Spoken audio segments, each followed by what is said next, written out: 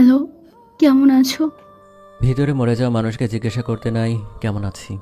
I am sorry Rana, আমাকে ক্ষমা করে দাও। কিছু বেঈমানকে ক্ষমা করে দিলেও হয়তো আমার আত্মনাথের যন্ত্রণা শুনে হই আল্লাহ তাকে ক্ষমা করে না।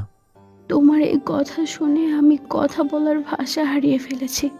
আমি আমি এখন বুঝতে পারছি যে তোমাকে ঠকানো ঠিক হয় নাই। সত্যি বলতে আমার কি যে হলো বুঝতেই পারলাম না। অন্য কারো মোহে পড়ে গিয়েছি। তোমার এই সকল কথাগুলো আমাকে আরও যন্ত্রণা দেয়। ব্লক করে দিয়েছিলে, তাহলে কেন এত রাতে আনব্লক করে এই সকল কথা বলে আরও যন্ত্রণা তৈরি করছো কেন? তোমার কথা মনে পড়ে ভিতরটা যন্ত্রণা শুরু করছিল। কেন জানি না, মনের ভেতরটা খা খা করছিল তোমার সাথে একটু কথা বলার জন্য। তাই না পেরে আনব্লক করেই তোমাকে কল দিলাম। আমি তো তোমার কেউ ছিলাম না, তাহলে আমার জন্য মন খারাপ হওয়ার তো তোমার কথা না। বাই দ্য ওয়ে, যার জন্য আমাকে ছেড়েছো তার সাথে তো তোমার ভালো থাকারই কথা, অথচ আমাকে ডিস্টার্ব করে পেন কেন দিচ্ছ? আমি সত্যি ভালো নেই রানা। তোমার কাছে নিজের যে একটা মূল্য ছিল তা আমি আর অন্য কারো কাছে পাইনি। দিন শেষে আমি এই বনলতাও ভালো নেই। আমি সেটা জানতে চাই না, আর এখন কারোর জন্য চিন্তা করে নিজেকে শেষ করে দিতে চাই না। রানা, আবারও কি নতুন করে শুরু করা যায় না? না না না, একদম না। যে মেয়ে বেটারে চিন্তা করে অন্য কারো হয়ে যেতে পারে, কি গ্যারান্টি আছে সে আবার এমন করবে না? যার চাহিদা নিজের পুরুষের থেকেও অনেক বেশি, আর যাই হোক তাকে নিয়ে ভালো থাকা যায় না। কিছু মানুষের মূল সমস্যা কি জানো? সে ভালো কিছু পেলেও মনে করে হয়তো আরও ভালো কিছু পাবে, অথচ সে এটা বুঝতে পারে না যে সে যেটা পেয়েছে সেটা তার থেকেও বেশি মূল্যবান। প্রিন্সেস ডায়নাকে নিশ্চয়ই চেনো।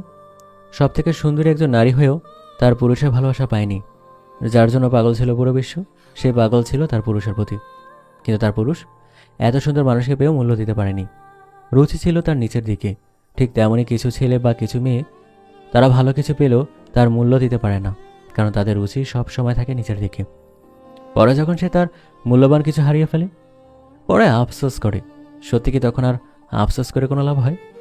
হ্যাঁ, যদি বিষয়টা এমন হয় যে দুজন দুজনের মধ্যে কোনো এক ভুল বোঝাবুঝি নিয়ে সাময়িক সময়ের জন্য একটা ব্রেকআপের মধ্যে থাকে, একটা সময় যখন ভুল বুঝতে পারে তখন ব্যাপারটা সংশোধন করে নেয়। কিন্তু যদি বিষয়টা এমন হয় কোনো এক পুরুষের জন্য বা কোনো এক নারীর জন্য তার প্রিয় মানুষটাকে ছেড়ে দিয়ে চলে যায়, তখন কি আর সত্যিকার অর্থে তাকে ক্ষমা করা যায়? কারণ যেই নারী ভালোবাসা পেয়েও বা যেই পুরুষ ভালোবাসা পেয়েও তাকে মূল্যায়ন না করে, সে অন্য কারো কাছে যায়, আর যাই হোক তাকে বিশ্বাস করা যায় না। সবশেষে একটা কথা বলবো, তুমি তোমার রুচি নষ্ট করে ফেলেছ। তাই এখনও সময় আছে, নিজেকে গুছিয়ে নাও। একজন মানুষের মধ্যে সুখ হাজার মানুষকে ঘিরে হয় না, সুখ শান্তি একজনকে ঘিরেই হয়, যেন তার প্রতি সব থাকবে। তখন দেখবে রাগ অভিমান ঝগড়ার পরও তার সাথে কথা বলতে ভালো লাগবে। কিন্তু একাধিক মানুষের সাথে কথা বললে তখন আর মূল্য জিনিস মূল্যায়ন করতে পারবে না। রানা, আমি সব বুঝতে পারছি। এইভাবে সবার সাথে একটু একটু কথা বলার মাঝে কোনো শান্তি নেই।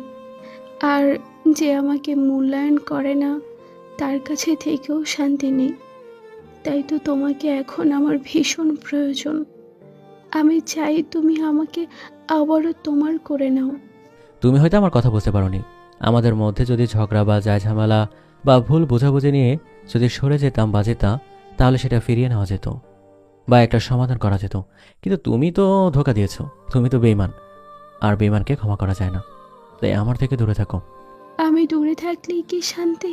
কিছু বেঈমানের থেকে দূরে থাকাটাই তো নিজের জন্য হলো ভালো। অন্ততপক্ষে একেবারে মরে না যাওয়া থেকে মরে যাওয়ার মতো করে বাঁচা যায়। আমি রাখলাম ফোন। এই কথা বলে বনলতার মুখের উপরে কলটা কেটে দিলাম। কাউকে ফিরিয়ে আনা যায় বা কারো কাছে ফিরে যাওয়া যায় যদি বিষয়গুলো পার্সোনাল সমস্যা হয়ে থাকে। কেউ যদি ধোঁকা দিয়ে অন্য কারো হয়ে যায়, তখন কি আর তাকে ক্ষমা করা যায়? আর না তাকে ফিরিয়ে আনা যায়? কমেন্ট বক্সে জানাবেন। যে বেঈমান তাকে আমি ঘৃণা করি, ঘৃণা করি। সবার উদ্দেশ্য করে একটা কথা বলি, নিজের একটা পার্সোনালিটি রয়েছে, সেটা কেন নষ্ট করবেন? বেঁচে থেকেও কাউকে নিয়ে বাঁচার জন্য একটা মানুষের প্রয়োজন। তাই কি বেটার কি বেটার না, এ সকল চিন্তাভাবনা মাথা থেকে ছুঁড়ে ফেলে দিয়ে তাকে আঁকড়ে ধরে বাঁচো। কারণ তুমি আজ যেটা পাচ্ছ না, হয়তো তাকে আঁকড়ে ধরে একদিন না একদিন সেটা পাবে, যদি তোমাদের ভালোবাসা সঠিক থাকে আর তোমার সাপোর্ট থাকে। যে মেয়ে বা যে ছেলে নিজস্ব একটি পার্সোনালিটি থাকে, অন্ততপক্ষে আর যাই হোক না কেন নিজের মানুষ ব্যতীত সে অন্যদিকে চোখ তুলেও তাকায় না।